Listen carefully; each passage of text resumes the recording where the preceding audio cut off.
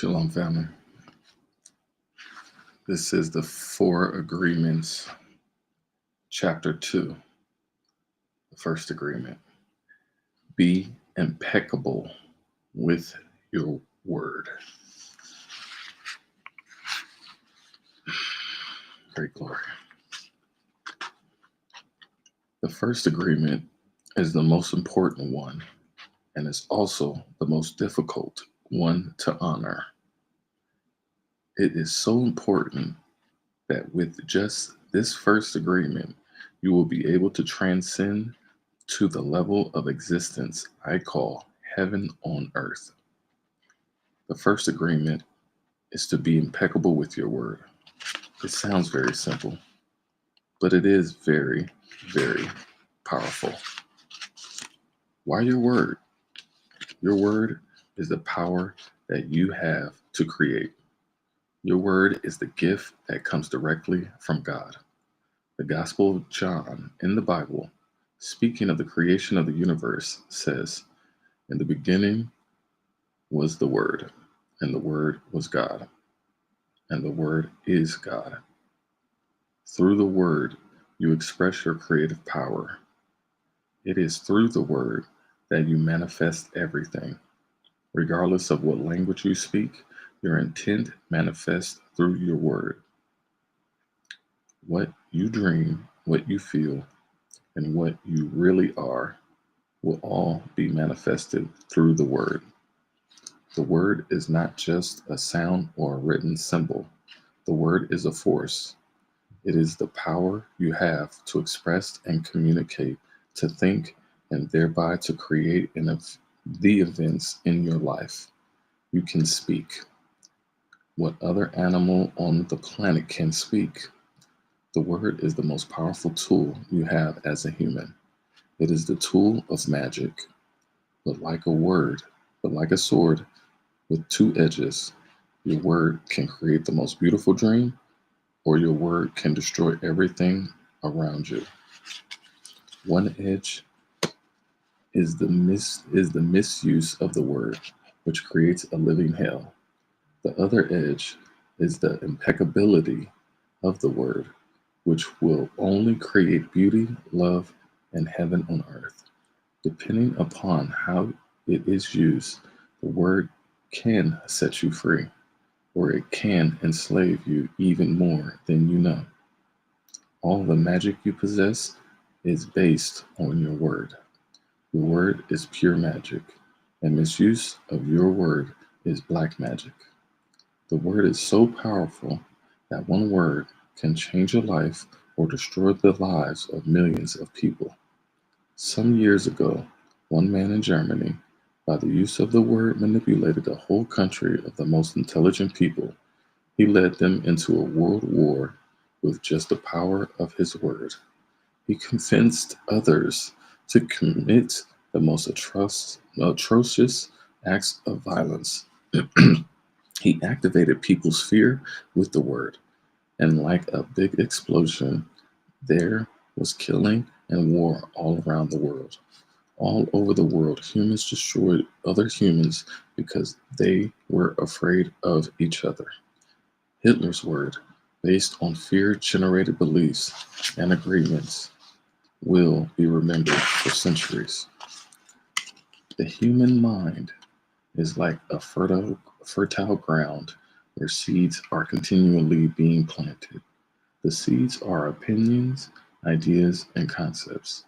You plant a seed and a thought, and it grows. The word is like a seed, and the human mind is so fertile. The only problem is that too often it is fertile for the seeds of fear. Every human mind is fertile, but only for those minds, only for those kinds of seeds it is prepared for.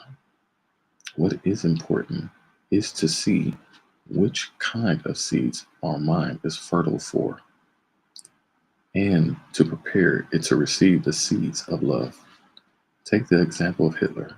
He sent out all those seeds of fear, and they grew very strong and beautifully achieved massive destruction. Seeing the awesome power of the word, We must understand what power comes out of our mouths. One fear or doubt planted in our mind can create an endless drama of events. One word is like a spell, and humans use the word like black magicians, thoughtlessly putting spells on each other. Every human is a magician, and we can either put a spell on someone with our word, or we can release someone from a spell.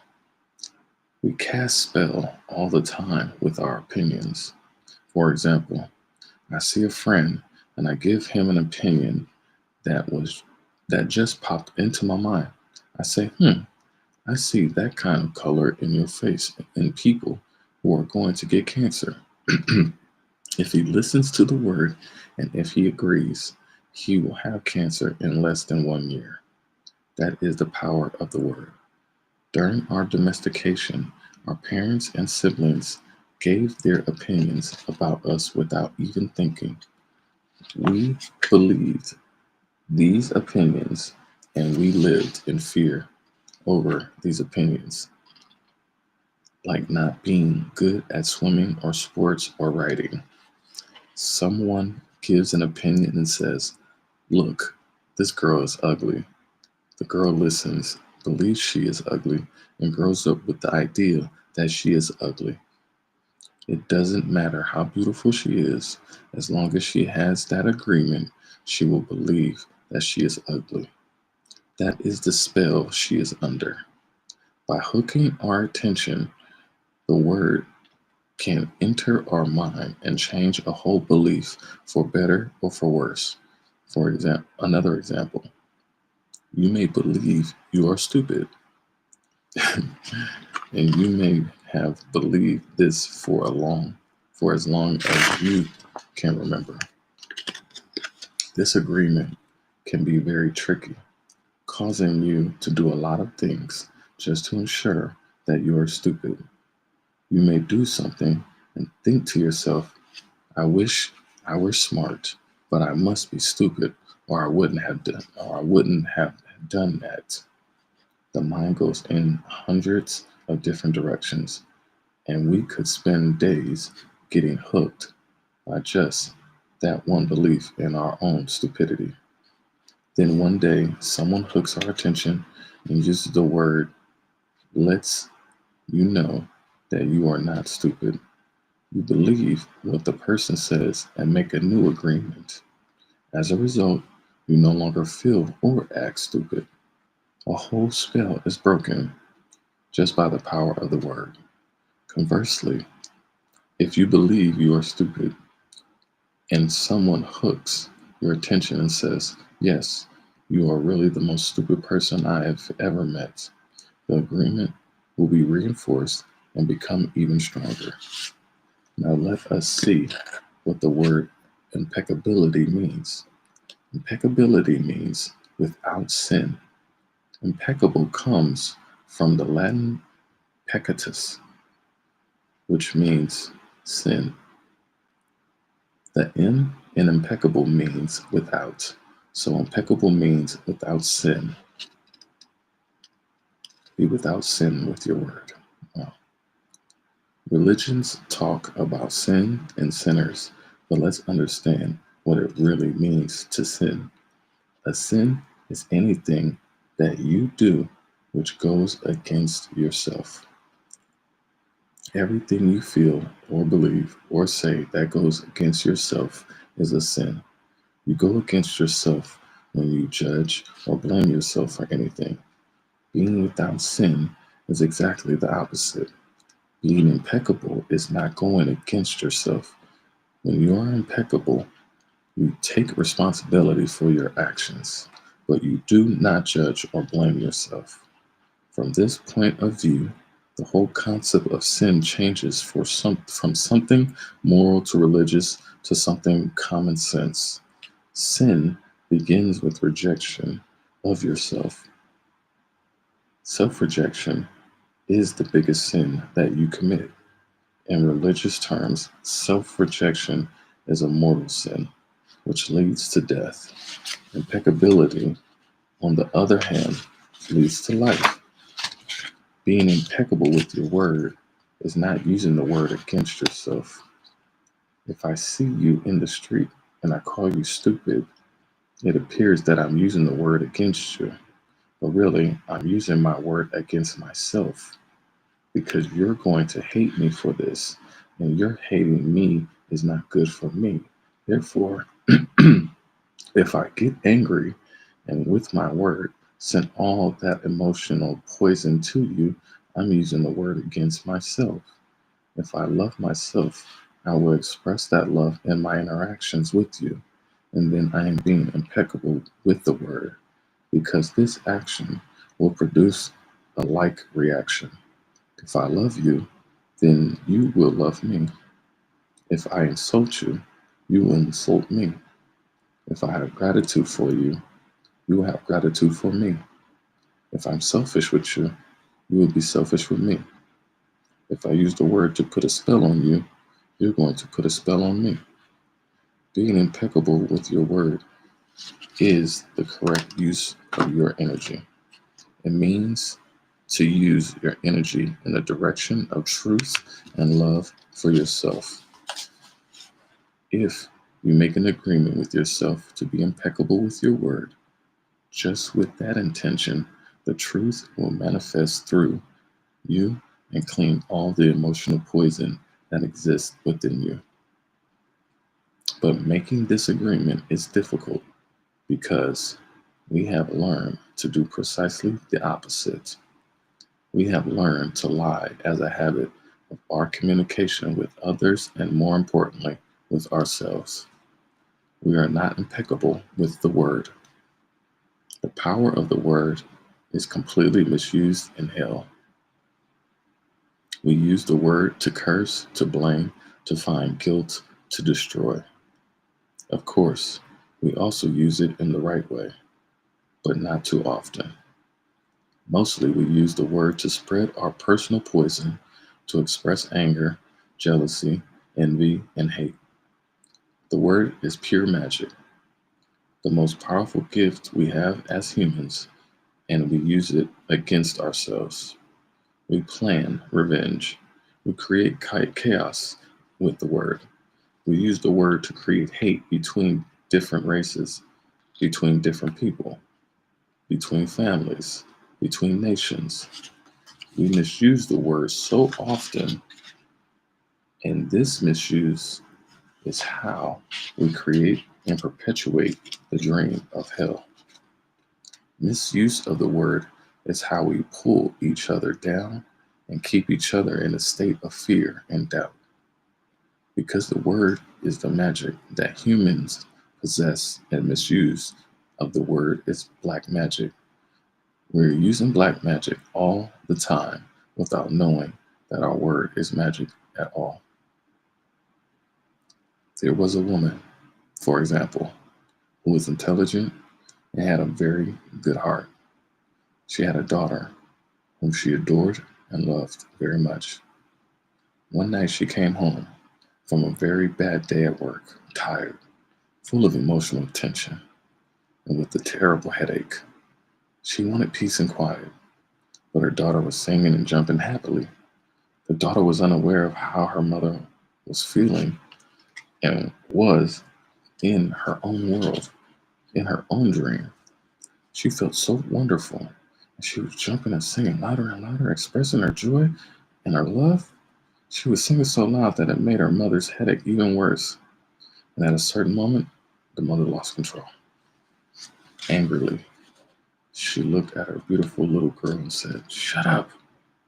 You have an ugly voice. Can you just shut up?"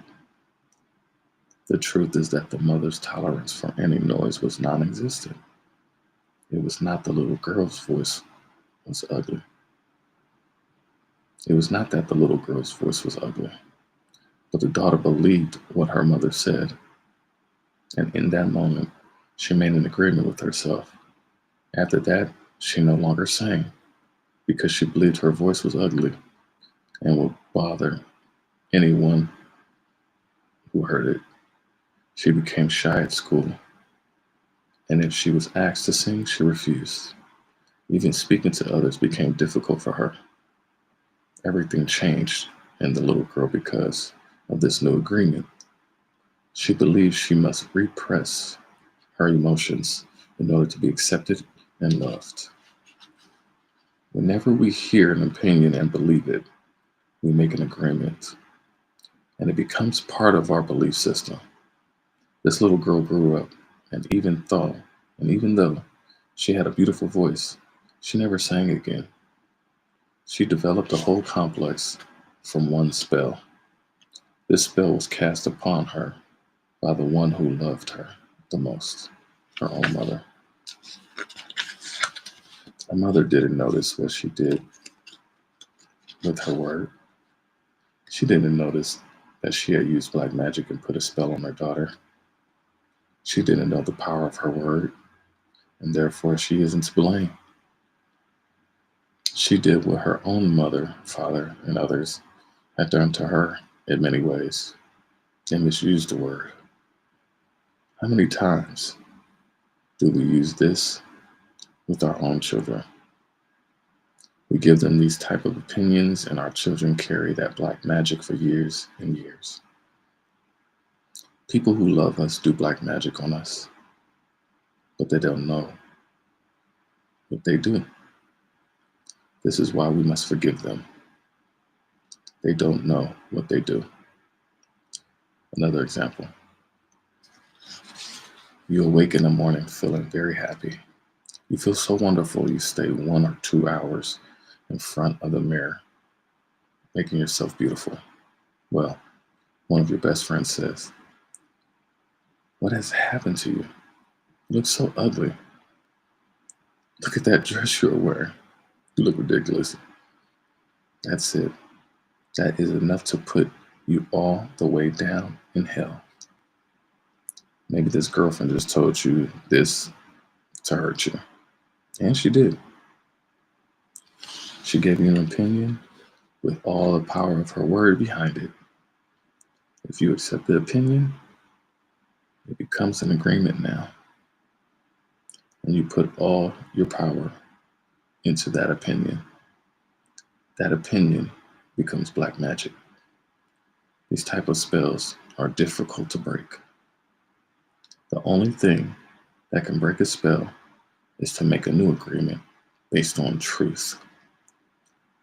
The truth is the most important part of being impeccable with your word. On one side of the sword are the lies, which create black magic. And on the other side of the sword is the truth, which has the power to break the spell of black magic. Only the truth will set us free. Great word. Looking at everyday human interactions, imagine how many times we cast spells on each other with our word. Over time, this interaction has become the worst form of black magic, and we call it gossip. Gossip is black magic at its very worst because it is pure poison. We learned how to gossip by agreement. When we were children, we heard the adults around us gossiping all the time, openly giving their opinions about other people. They even had opinions about people they didn't know. Emotional poison was transferred along with the opinions, and we learned this as the normal way to communicate. Gossiping has become the main form of communication in human society. It has become the way we feel close to each other because it makes us feel better to see someone else feel as badly as we do. There is an old expression that says, "Misery loves company." And people who are suffering in hell don't want to be all alone. Fear and suffering are an important part of the dream of the planet. They are how the dream of the planet keeps us down. Using the analogy of the human mind as a computer, gossip can be compared to a computer virus. Computer virus is a piece of computer language written in the same language all the other codes are written in, but with a harmful intent. This code is inserted into the program of your computer when you least expect it, and most of the time without your awareness. After this code has been introduced, your computer doesn't work quite right, or it doesn't function at all because the code gets so mixed up with so many conflicting messages that it stops introducing good results. Human gossip works exactly the same way. For example, you are beginning a new class with a new teacher, and you have looked forward to it for a long time. On the first day of class, you run into someone who took the class before, who tells you, well, that instructor was such a pompous jerk. He didn't know what he was talking about, and he was a pervert too, so watch out. You are immediately imprinted with the word and the emotional code the person had when saying this. But what you are not aware of is his or her motivation in telling you. This person could be angry for failing a class or simply making an assumption based on fears and prejudices, but because you have learned to ingest information like a child, some part of you believes the gossip. And you go on to the class. As the teacher speaks, you feel the poison come up inside you, and you don't realize you see the teacher through the eyes of the person who gave you that gossip. Then you start talking to other people in the class about this, and they start to see the teacher in the same way, as a jerk and a pervert. You really hate the class, and soon you decide to drop out. You blame the teacher, but it is the gossip that is to blame. All of this mess can be caused by one little computer virus. One little piece of misinformation can break down communication between people, causing every person it touches to become infected and contagious to others. Imagine that every single time others gossip to you, they insert a computer virus into your mind, causing you to think a little less clearly every time. Then imagine that in an effort to clean up your own confusion and get some relief from the poison, you gossip and spread these viruses to someone else. Now imagine this pattern going on in a never-ending chain between all the humans on Earth. The result is a world full of humans who can only read information through circuits that are clogged with poisonous contagious viruses. Once again, this poisonous virus is what the Toltecs called the mitote, the chaos of 1,000 different voices, all trying to talk at once once in the mind. Even worse are the black magicians or computer hackers who intentionally spread the virus. Think back to a time when you or someone you know was angry with someone else and desired revenge. In order to seek revenge, you said something to or about that person with the intention of spreading poison and making that person feel bad about him or herself. As children, we do this quite thoughtlessly, but as we grow older, we become much more calculated in our efforts to bring other people down. Then we lie to ourselves and say that person received a just punishment for their wrongdoing. When we see the world through a computer virus, it is easy to justify the cruelest behavior. What we don't see is that misuse of our word is putting us deeper into hell. For years, we have received gossip and spells from others, from the words of others, but also from the way we use our word with ourselves. We talk to ourselves constantly, and most of the time we say things like, "Oh, I look fat. I look ugly. I'm getting old. I'm losing my hair. I'm stupid. I never understand anything. I will never be good enough. And I'm never going to be perfect." Do you see how we've used the words against ourselves? We must begin to understand what the word is and what the word does. If you understand the first agreement, be impeccable with your word, you begin to see all the changes that can happen in your life. Changes first in the way you dealt with yourself, you deal with yourself, and later in the way you deal with other people, especially those you love the most. Consider how many times you have gossiped about the person you love the most to gain the support of others for your point of view. How many times have you hooked other people's attention and spread poison about your loved one in order to make your opinion right? Your opinion is nothing but your point of view. It is not necessarily true. Your opinion comes from your own ego and your own dream. We create all this poison and spread it to others just so we can feel right about our own point of view. If we adopt the first agreement and become impeccable with our word, any emotional poison will eventually be cleaned from our mind and from our communication and our personal relationships, including with our pet dog and cat.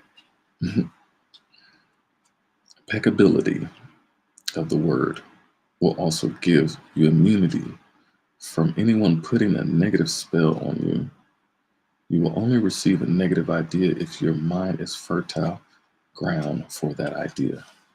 When you become impeccable with your word, your mind is no longer fertile ground for words that come from black magic. Instead, it is fertile for the words that from love. You can measure the impeccability of your word by your level of self-love. How much you love yourself and how you feel about yourself are directly proportionate to the quality and integrity of your word. When you are impeccable with your word, you feel good, you feel happy, and at peace. You can transcend the dream of hell just by making the agreement to be impeccable with your word. Right now, I am planting that seed in your mind. Whether or not the seed grows depends upon how fertile your mind is for the seeds of love. It is up to you to make this agreement with yourself. I am impeccable with my word. Nurture this seed, and as it grows in your mind, it will generate more seeds of love to replace the seeds of fear. This first agreement will change the kind of seeds your mind is fertile to. 4. Be impeccable with your word.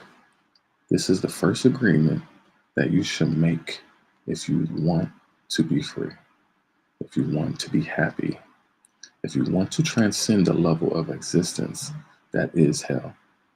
It is very powerful. Use the word in the correct way. Use the word to share your love. Use white magic, beginning with yourself. Tell yourself how wonderful you are, how great you are. Tell yourself how much you love yourself. Use the word to break all those teeny tiny agreements that make you suffer. It is possible. It is possible because I did it. Great Lord. And I'm no better than you. I'm not. I'm a humble servant. Now we are We're exactly the same. I don't know about that. We have the same kind of brain, the same kind of bodies. We are human. If I was able to break those agreements and create new agreements, then you can do the same. If I can be impeccable with my word, why not you? Just this one agreement can change your whole life.